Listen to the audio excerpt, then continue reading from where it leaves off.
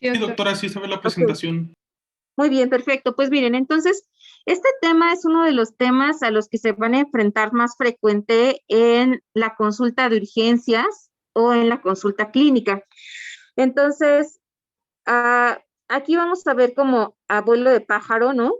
Que es la parte más importante. Entonces, sabemos que la pancreatitis aguda evidentemente es un proceso inflamatorio del páncreas. Es el segundo diagnóstico más frecuente hecho en Estados Unidos y hasta las últimas estadísticas de Latinoamérica del 2010 era la tercera causa de internamiento de padecimientos gastroenterológicos, ¿no?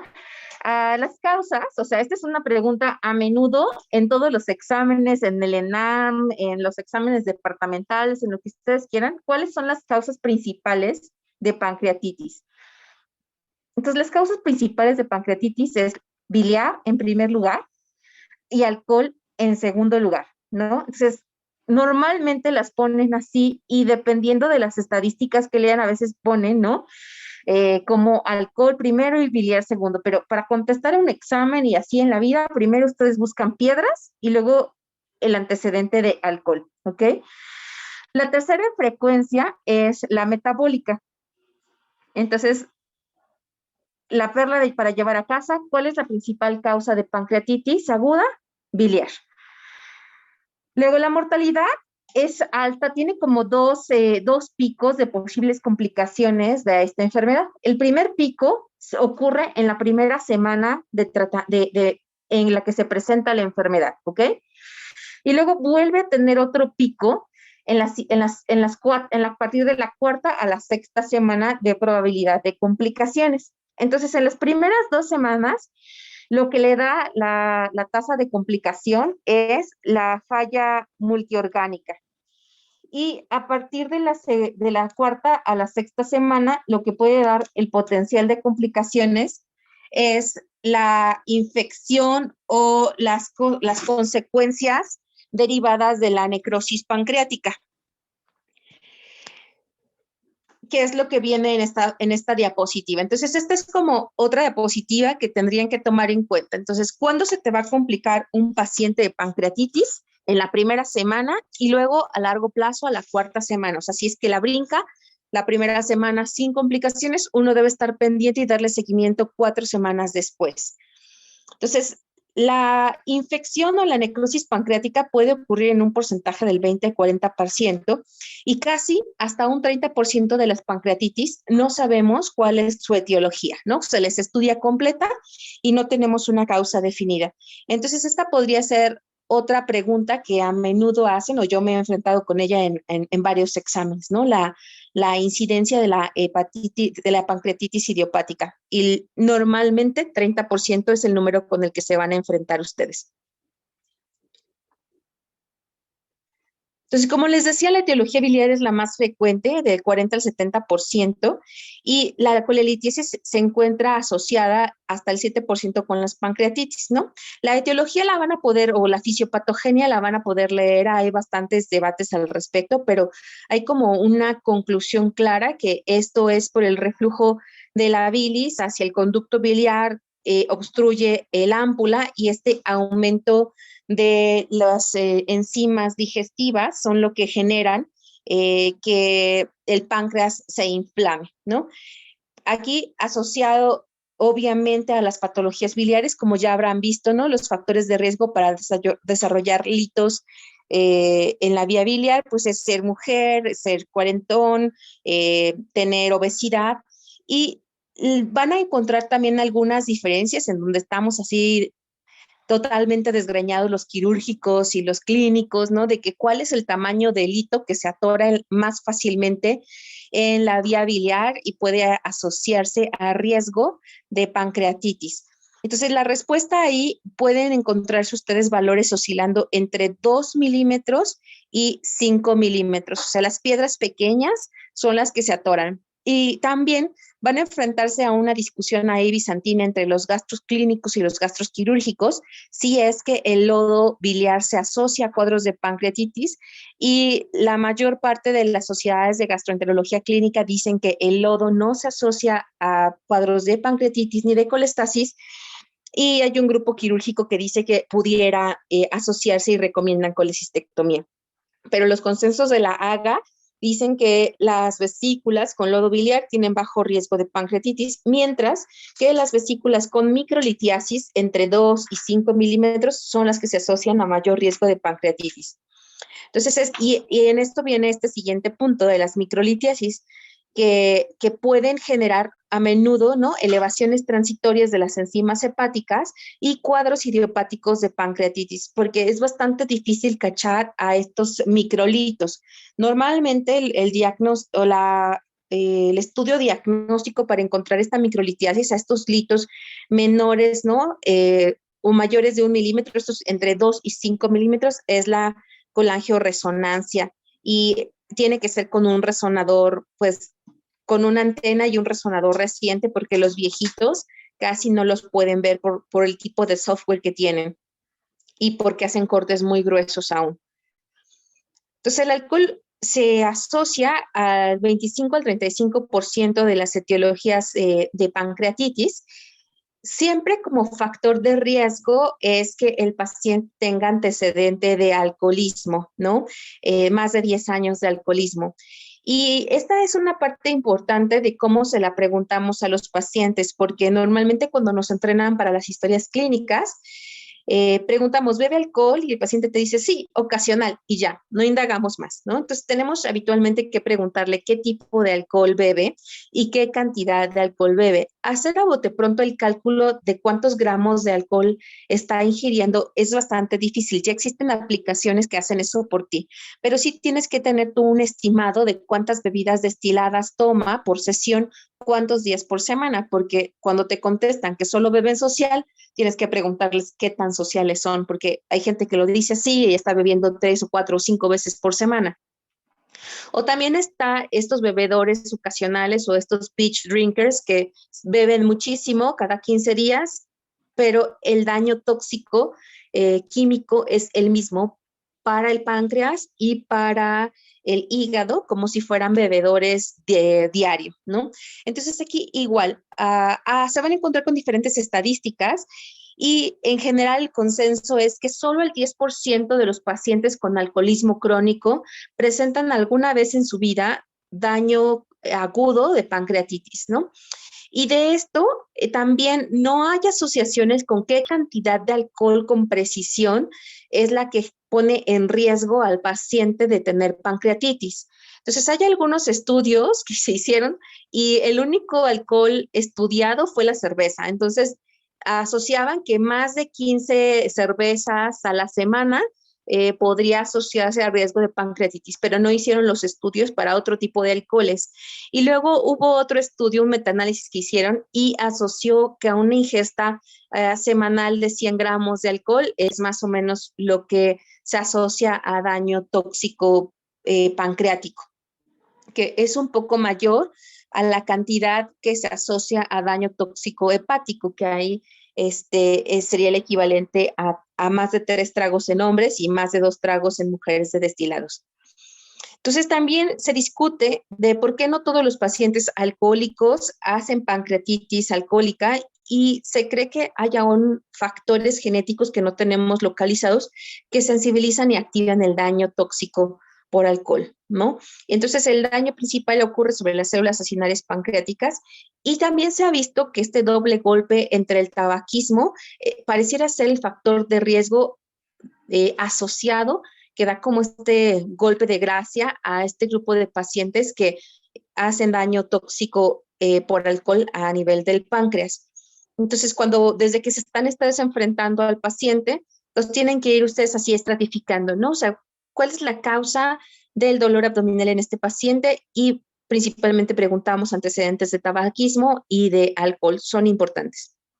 Ahora, la hipertrigliceridemia primaria o secundaria se asocia también a daño pancreático agudo y normalmente el punto de corte o las preguntas de exámenes son a partir de cuántos miligramos sobre decilitros de hipertrigliceridemia dan episodios de pancreatitis y la respuesta es por encima de 1000. Ahora, esto no siempre es cierto. La mayor parte de los pacientes con hipertrigliceridemia primaria o genética a menudo hacen cuadros de pancreatitis silenciosas previas. Entonces, podemos empezar a enfrentarnos que con cada proceso de pancreatitis aguda o subaguda que tuvieron, el punto de corte con la que hacen pancreatitis cada vez es más bajo. Entonces luego tenemos personas muy jóvenes, ¿no? Sobre sus 30, que tú les mides los niveles de triglicéridos y andan en 800 y con eso hicieron pancreatitis y no es lo que dice el texto de más de 1000. Pero para fines de examen no podrán equivocarse si ustedes contestan con más de 1000 miligramos sobre decilitro de pancreatitis. Entonces, este es como un punto importante en cuanto estamos descubriendo las principales 3 etiologías de la pancreatitis. El paciente deberá contar dentro de sus laboratorios iniciales con una determinación de triglicéridos. Y esto es porque la mayor parte de las veces en México los pacientes llegan tardíamente a buscar atención médica y solitos se autoimponen el ayuno porque se sienten mal. Y estos niveles de triglicéridos bajan rápidamente con el ayuno. De hecho, forma parte del tratamiento. Entonces, con la oportunidad de poder detectar si están discretamente anormales, en cuanto llegue el paciente estamos tomando esos laboratorios. Otros factores de riesgo, ¿no? Es que los pacientes hayan tenido dolor y encontremos transaminasemia transitoria con patrón colestásico sin evidencia de piedras. Y en eso la sospecha de síndrome hipertensivo de ODI debe estar dentro de las causas de estas elevaciones transitorias del páncreas. El cuadro es muy similar, da elevaciones de enzimas pancreáticas, da patrón colestásico hepático y es uno de los diagnósticos diferenciales, esfínter de ODI hipertensivo. Desgraciadamente en México no contamos con las manometrías para medir la presión dentro del esfínter de ODI. Entonces lo que hacemos es que si la sospecha diagnóstica es muy fuerte, se manda al paciente a esfínterotomía por CEPRE del esfínter de ODI y con eso el paciente mejora. Es de hecho el tratamiento para la hipertonía del esfínter de ODI. Entonces hay otras causas menos frecuentes que debemos estudiar siempre que nos enfrentamos a una pancreatitis recurrente, es decir, más de 2 episodios de pancreatitis, debemos estudiar a los pacientes. Y este grupo de pacientes son pacientes jóvenes, menores de 35 años, con historial de dolor abdominal recurrente y con al menos 2 episodios de pancreatitis documentada. En ese caso, tenemos que pedirle las mutaciones genéticas para las pancreatitis congénitas, ¿no? Y las pueden ver ahí arriba. Son bastante costosas. Cada una más o menos está costando al paciente cerca de 20,000 pesos. Y los hacen en muy poquitos laboratorios. En laboratorios Quest es uno de los lugares que lo hacen. Y lo pueden encontrar también por referencia al Instituto Nacional de Nutrición. Ya tenía como más o menos unos 2 años que Nutrición ya no estaba procesando estas muestras y los únicos lugares para hacerlos eran laboratorios Quest.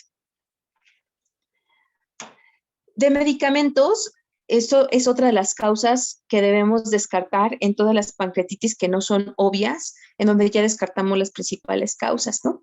Y entonces aquí tenemos que tomar en cuenta el uso de diuréticos, de medicamentos anticonvulsivantes, de diuréticos, de estrógenos, acetoprina, esteroides, inmunomoduladores. En general, si ustedes buscan reportes de pancreatitis por fármacos, hay casi reporte para todo. Entonces, cuando también el paciente tiene poco tiempo que cambió medicación y no encontramos otra causa, es uno de los posibles diagnósticos diferenciales para tomar en cuenta. La lista es más larga, obviamente, de lo que les estoy enseñando aquí. Otras causas que deben de tomar en cuenta, particularmente en pacientes añosos, es el cáncer, ¿no? Tumores de la cabeza o de la unión del páncreas, enfermedades autoinmunes como pancreatitis autoinmune, otras enfermedades autoinmunes como la pancreatitis mediada por IgG4, por una subclase de inmunoglobulina, IgG4, y unas cosas así muy exóticas que si alguna vez les toca ver, pues ascariasis ahí también en el conducto pancreático o en el esfínter de ODI, pues bueno, lo reportarán y tendrán algún video morboso que reportar. Son muy, muy, muy raras. Otras causas de pancreatitis recurrentes son depósitos de calcio por hiperparatiroidismo, y esto ocurre porque la mayor cantidad o la hipercalcemia, que también puede ser de origen maligna por algún otro tumor como mieloma, ¿no? Puede dar lugar a esta activación del tripsinógeno y activar la cadena de enzimas digestivas. Infecciones como VIH, citomegalovirus, Coxsackie, hepatitis B, aspergilosis, legionela, es otra de las causas probables infecciosas. Trauma es otra de las causas, como ya les había dicho, pancreatitis de choque o en pacientes con hipoperfusión tisular generalizada puede ocurrir. Esto es un diagnóstico muy retador en los pacientes en la UTI, ¿no? Porque a menudo pues, los pacientes en la UTI están sedados, no pueden referir dolor.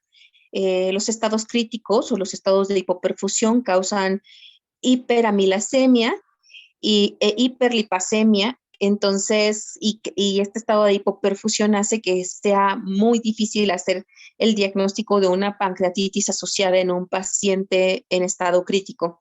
Entonces, a menudo se utilizan estrategias combinadas de imagen y seguimiento de paraclínicos, que será como la única situación consistente en la que se podría recomendar un seguimiento de estudios paraclínicos en cuanto a enzimas pancreáticas en este grupo de pacientes de la UTI.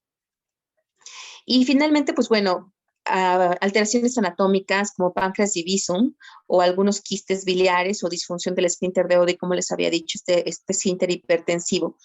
Algunas veces no son congénitas, o sea, el páncreas queda desconectado posterior a un episodio de pancreatitis aguda, entonces sería otra causa de páncreas divisum, pero no congénita, ¿no? Sino ya porque es una consecuencia a largo plazo de una complicación pancreática, de un cuadro agudo severo del páncreas. Entonces, como ya les había dicho, entonces si tienen que ir estadificando, la más frecuente es biliar, alcohol y luego todas las metabólicas, o sea, hipertrigliceridemia e hipercalcemia, y luego drogas, y si tuviéramos que poner una a seguir, ya serían las autoinmunes. Esto ya se los platiqué del tabaquismo, ¿no? Y lo del alcohol aquí, por ejemplo, dan a más de 400 gramos al mes. Yo les había dicho más de 100 gramos por semana, pero en total son 400 gramos al mes, que es el mismo número. Se van a enfrentar con estos diferentes reportes, ya sea 100 gramos semanales o 400 gramos mensuales. O en tragos, más de 15 tragos por semana de fermentados.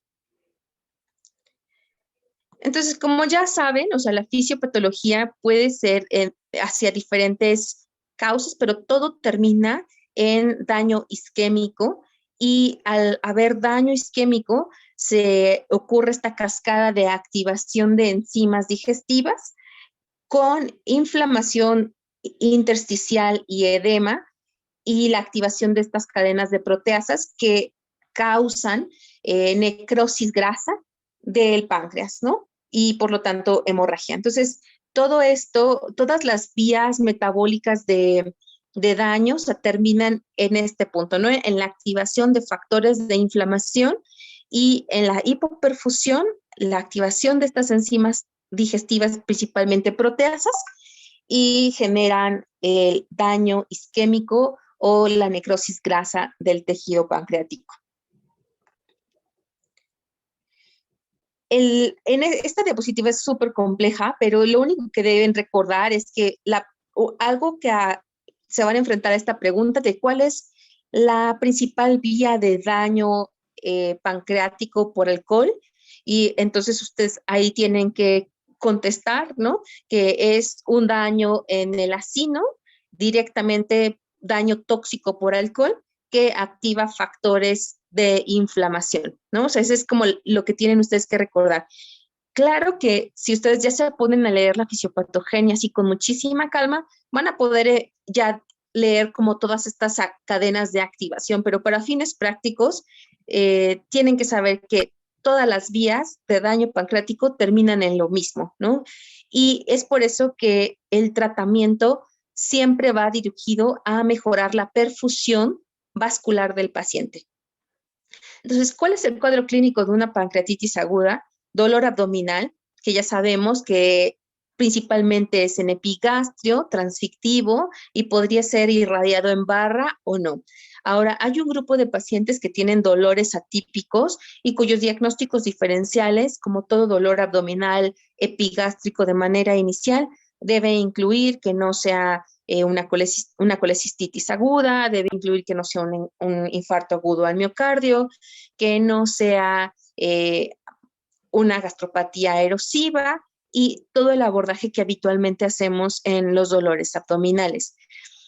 Los niveles de lipasa y amilasa sérica deben estar al menos 3 veces por encima del valor de lo normal y debemos tener un estudio por imagen compatible con pancreatitis aguda. Entonces, hay 3 elementos indispensables para hacer el diagnóstico de pancreatitis aguda, que es dolor abdominal compatible con pancreatitis, enzimas pancreáticas 3 veces por encima del corte de lo normal y hallazgos ultrasonográficos o tomográficos compatibles con pancreatitis. Si no tenemos ninguno de estos 3 elementos, siempre se debe creer en la clínica y se pondera la clínica del paciente y se le puede dar seguimiento, pero hasta que no tenemos al menos estos 3 criterios diagnósticos, no podemos decir que es una pancreatitis aguda. Ahora, van a leer un montón de cosas en el medio, ¿no? Respecto a los niveles de normales o los límites de normalidad o los cutoffs de lipasa. Y eso es porque hay varias condiciones, como les explicaba hace rato de los pacientes en la UCI, de hiperlipasemia. Entonces, uno de los diagnósticos diferenciales o algo que tenemos que ver que nos podría estar dando hiperlipasemia y que no fuera pancreatitis es insuficiencia renal crónica, que esa es una de las principales causas, diabetes o cetoacidosis. La cetoacidosis da dolor abdominal, da una elevación de enzimas pancreáticas por encima del punto de corte y pudiera dar incluso pancreatitis, pero si el diagnóstico principal es cetoacidosis, se da como complicación de la cetoacidosis y no como una pancreatitis per se. Y la diabetes, cuando tenemos historial de diabetes mal controlada o un paciente diabético de largo plazo, el punto de corte para decir si el paciente puede tener o no pancreatitis es tener unos niveles de lipasa 5 veces por encima del corte de lo normal. Si no son al menos 5 veces, se da como una hiperlipasemia secundaria a la diabetes, ¿no? Hay otras causas de hiperlipasemia como la hipertrigliceridemia severa, se puede dar también en enfermedades o en tumores del tubo digestivo, tanto la hiperamilasemia como la hiperlipasemia. Entonces, debemos recordar que, por ejemplo, todas las causas de hiperamilasemia, o sea, podrían ustedes tener valores elevados de amilasa, porque la amilasa se produce pues tanto en el tejido respiratorio como todo a lo largo del tubo digestivo. Entonces, cualquier tumoración o cualquier daño tisular a lo largo de estos órganos es una de las causas principales de hiperamilasemia no asociada a pancreatitis. Y las causas de hiperlipasemia principales a descartar son estas que les dije, ¿no? Diabetes, insuficiencia renal crónica y pacientes con hiperlipasemia congénita, pacientes con tumoraciones. Entonces, como les decía, ¿no? El dolor ya sabemos que es principalmente epigástrico, persistente, a menudo se asocia a náusea y vómito, pero no es todo el tiempo. Deben de tenerlo en cuenta y normalmente aquí el diferencial es si o no pancreatitis de origen biliar. Es que la pancreatitis de origen biliar duele muy temprano y duele muy característico a etiología biliar antes incluso que las otras causas de pancreatitis. Las otras causas de pancreatitis dan un dolor un poquito de posterior localización, a menudo empeoran después de las 24 horas. Un dato clínico que pudieran encontrar en este grupo de pacientes que están haciendo dolor pancreático es que el dolor empeora cuando se acuestan y mejora en posición sentada, ¿no? Y si tienen algún profesor ya un poco más grande que nosotros, ¿no? Y que le guste mucho la radiología, les podrían preguntar cuál es el dato radiológico que es compatible con pancreatitis, pues ahí es el asa centinela, ¿no? Un asa de colon centinela con pobre paso de aire al resto del colon del lado izquierdo o del colon descendente. Es como otra pregunta de los viejos tiempos que les gusta hacer. Ahora la verdad es que ya ni se menciona porque pues, casi nadie hace diagnósticos de pancreatitis con radiografía, ¿no? Entonces, este de que el dolor es transfictivo, clásico, como si los atravesaran, solo ocurre en el 50% de los casos. Una de las cosas que debemos saber, que yo creo que si no le pusieran atención a toda la clase y solo pudieran poner 3 minutos de atención, esta diapositiva sería muy importante, porque algo que tienen que saber es, ¿no? Si ustedes se van a enfrentar a estos pacientes siendo el médico de primer contacto, porque en algún punto serán el médico de primer contacto, es si este paciente se les va a poner bien malo o no, ¿no? O sea, es poder diferenciar si esta pancreatitis es aguda, es severa, es leve o moderada. Entonces, ahí empezamos a encender bien las antenas porque, por ejemplo, ¿no? La pancreatitis leve tiene una mortalidad bien bajita, de 0.1%. Y lo que hace la determinación de pancreatitis leve es que no hay falla orgánica múltiple y no hay complicaciones locales o sistémicas.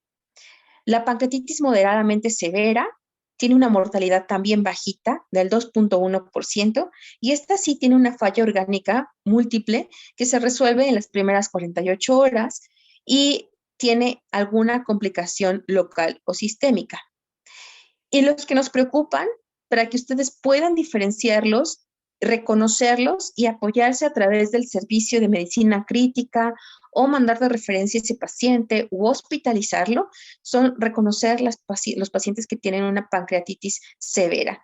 Y eso da una mortalidad arriba del 50%. Entonces, cuando ustedes vean una pancreatitis severa, pues lo que tienen que comunicarle al paciente es que tiene la mitad de porcentaje de posibilidades de complicaciones y de mortalidad, ¿no? Que va a requerir de cuidados intensivos y que va a ser una hospitalización larga con múltiples complicaciones a lo largo de su hospitalización. ¿Y a qué nos referimos con una hospitalización larga? Son pacientes que a menudo están entre 20 y 30 días en el hospital, muy a menudo están cerca de 15 o 20 días en la UTI. Entonces, aquí, ¿qué nos da o qué nos indica a nosotros que nos estamos enfrentando con una pancreatitis moderadamente severa?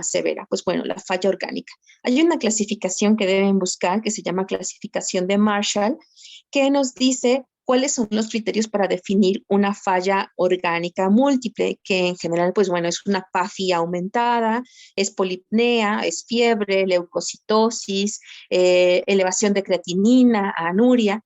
Entonces, todos los indicadores traten de no usar su memoria, sino la lógica, porque la memoria los va a traicionar en el momento del estrés.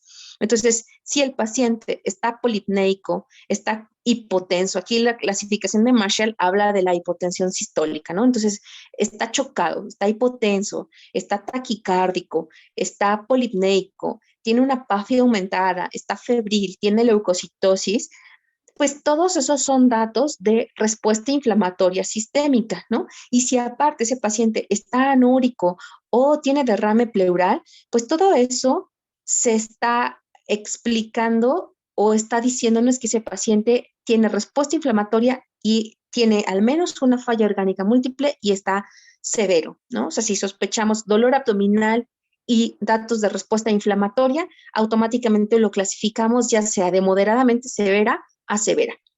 Entonces, van a ver ustedes y a leer hasta el cansancio diferentes clasificaciones de pancreatitis. Los consensos actuales es basta de complicarnos la existencia con clasificaciones viejas o incluso el Apache, que no es viejo, o el SOFA, pero es muy impráctico. Requiere forzosamente que tengamos una calculadora, requiere de muchos valores, retrasa el diagnóstico, ¿no? Estas pruebas viejas de las clasificaciones de Ranson y eso que requieren hasta 48 horas, no son prácticas, no sirven. Sí que tienen buena sensibilidad, sí que tienen buena especificidad y tienen un papel importante en la academia, sí, pero cuando estamos junto a la cama del paciente, queremos poder determinar y tomar decisiones lo más rápido posible para poder ofrecerle a este paciente un tratamiento activo y no reactivo, ¿no? O sea, no queremos que se nos ponga cada vez más grave frente a los ojos. O sea, queremos responder activamente y evitarle complicaciones a ese paciente. Entonces, esta clasificación que les estoy diciendo se llama clasificación de ISAP y ahorita la vamos a ver en la siguiente diapositiva. Y nos da esta clasificación final en estos pacientes de leve, moderadamente severo y severo. Y de hecho hay una cuarta que es en estado crítico, pero bueno, allí es un paciente que pasó de severo a complicaciones tardías de la pancreatitis aguda, como colecciones, como infecciones, como necrosis, abdomen hipertensivo, y todo eso le da lo de estado crítico. Entonces, el consenso principal lo divide en estas tres etapas: leve, moderadamente severo y severo. Entonces, recuerden, ¿no? Los principales criterios de gravedad serían derrame pleural, disnea, síndrome de respuesta inflamatoria, pacientes taquicárdicos, pacientes febriles, con leucocitosis, con falla renal. Entonces, la otra cosa que tenemos nosotros que saber es que si dentro de este espectro clínico del paciente, el paciente tiene datos de ictericia, datos de íleo, o sea, si ese intestino está funcionando o no, porque en el caso de que tenga un íleo, pues hay que descomprimir el intestino y en ese caso sí dejamos en reposo intestinal en el paciente. Ya más adelante veremos que esa práctica vieja de poner en ayuno automáticamente al paciente para que no se le empeore la pancreatitis, ya está bien demostrado que eso no sirve para nada. La evidencia dice que les va peor a los pacientes con ayuno prolongado. Entonces, la única indicación concisa para dejar a un paciente en ayuno con pancreatitis aguda es íleo. Si el paciente no tiene íleo, se puede empezar la vía oral de manera temprana, tan pronto como llega el paciente.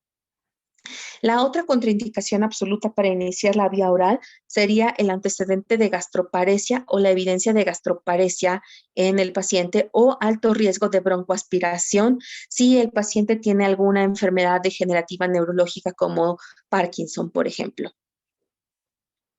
Entonces, las complicaciones asociadas a estos cuadros severos se ven en bien poquitas, en bien poquito porcentaje, en el 3%. Estos signos de Cullen, de Gray-Turner o de paniculitis o necrosis grasa, a veces en la tibia o en alguna otra extremidad, la verdad es que aunque les encanta preguntarle en los exámenes, es algo a lo que nos enfrentamos bien poquitas veces. Entonces, los factores de riesgo en la evaluación, pues es la historia clínica, como ya habíamos platicado, ¿no? Historial de tabaquismo, historial de alcoholismo, conocimiento de enfermedad vesicular litiásica previa, antecedentes familiares de pancreatitis de repetición. Debemos de entrada tomarle a los pacientes enzimas pancreáticas, un perfil hepático, niveles de triglicéridos y buscarles hipercalcemia.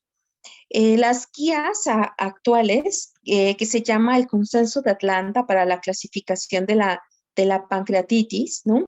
Dice que el estudio inicial debe ser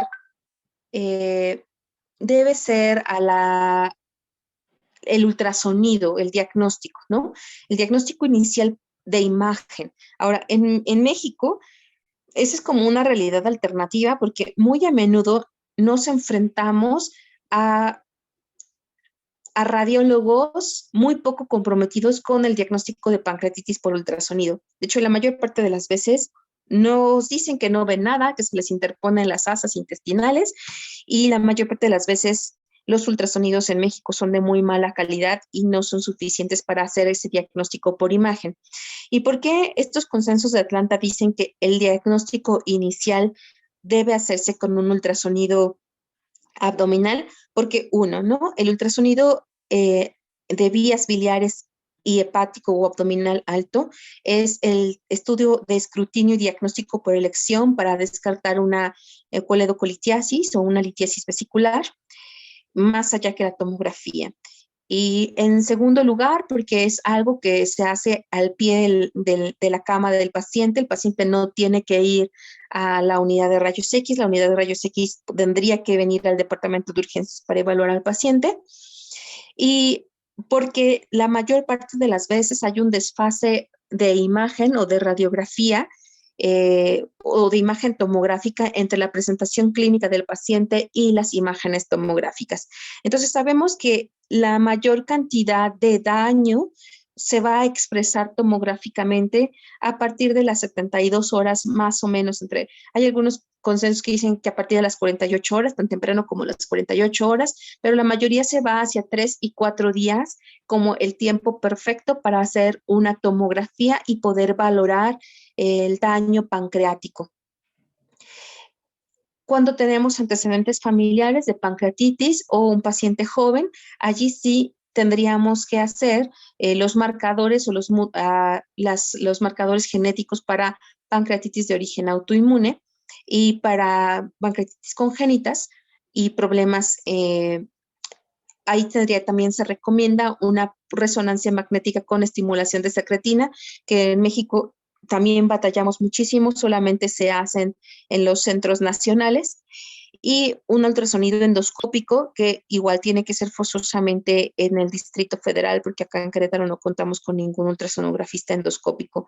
Y ahí vamos a buscar litos incluso menores de 2 milímetros o alteraciones en los conductos pancreáticos. Sería, digamos que la conclusión de esta diapositiva es, si el paciente es menor de 35 años o hay historial de pancreatitis, va a hacerse ya de inicio los estudios sofisticados, y si tiene factores de riesgo, empezamos el abordaje general como hacia cualquier adulto sin otra patología previa. Entonces, esta es la escala que les había hablado en la diapositiva, en la anterior diapositiva, en donde hablamos de las clasificaciones de leve, moderado o moderadamente severo y severo, ¿no? Y esta es el índice BISAP, y viene, pues, perdón, viene de este BSIPE Index for Severity in Acute Pancreatitis Score, y bueno, ya traducido al español sería pues un BUN mayor de 25, sería estado mental alterado, o viene de impairment, mental state, con una escala de Glasgow por debajo de 15, síndrome de respuesta inflamatoria sistémica con los criterios de Marshall, y edad mayor de 60 años, y pleural effusion o derrame pleural, ¿no? Entonces, nosotros, cuando estamos al pie de cama del paciente, pues vamos a hacer es ver si en los exámenes iniciales tenemos una química sanguínea, sale en 10 minutos, y podemos saber si tiene un BUN mayor de 25. Otro marcador temprano de gravedad es que el paciente venga hemoconcentrado y tenga un hematocrito mayor de 47. Todos esos datos nos indican, ¿no?, que el paciente está teniendo problemas en la perfusión tisular. El estado mental alterado nos habla también de hipoperfusión tisular generalizada que causa desorientación. Los criterios de Marshall, que nos hablan de respuesta inflamatoria sistémica, edad mayor de 60 años, que nos pone a un paciente con manifestaciones atípicas de dolor abdominal, mayor fragilidad, y nos está también diciendo que va a tener o podemos enfrentarnos a dolor abdominal atípico. Y derrame pleural, pues lo mismo, nos habla de un estado inflamatorio y con mayor posibilidad a hacer falla respiratoria. Entonces, si tenemos un paciente con más de 3 puntos, cada uno de estos factores, el BUN, el estado mental, los criterios de Sears, la edad y el derrame pleural, cada uno vale un punto. Entonces, si el paciente tiene más de 3 puntos, como pueden ver hacia abajo, la mortalidad cada vez va creciendo. Entre más puntos positivos tengamos, que serían recordar estos 5 puntos o esta escala de BISAP, mayor posibilidad tenemos de que este paciente se complique y pueda fallecer en la primera etapa, en los siguientes días o siguientes 5 días, por complicaciones asociadas a la pancreatitis aguda. Ahora, esta escala, a diferencia de la FACHE o a diferencia de del CLIF o del SOFA o otras escalas de mortalidad, tiende a sobreestimar la mortalidad, que es como una de las críticas que le dan a este índice. Pero los defensores de este índice dicen que es mejor sobreestimar la mortalidad que infraestimarla, y aquí, después de todo, lo que pasaría es que, un segundo, lo que pasaría es que actuaríamos más tempranamente digamos, más tempranamente en cuanto a la agresividad o la hidratación del paciente. Y eso la mayor parte de las veces no es nocivo para el paciente. Entonces, estos criterios de mortalidad de un hematocrito mayor de 47 o que el paciente no mejore su hematocrito a 24 horas de hidratación, todos son factores de mal pronóstico. Disculpe, Otra. doctora. Sí. Lo que pasa es que ahorita tenemos otra clase. Ok.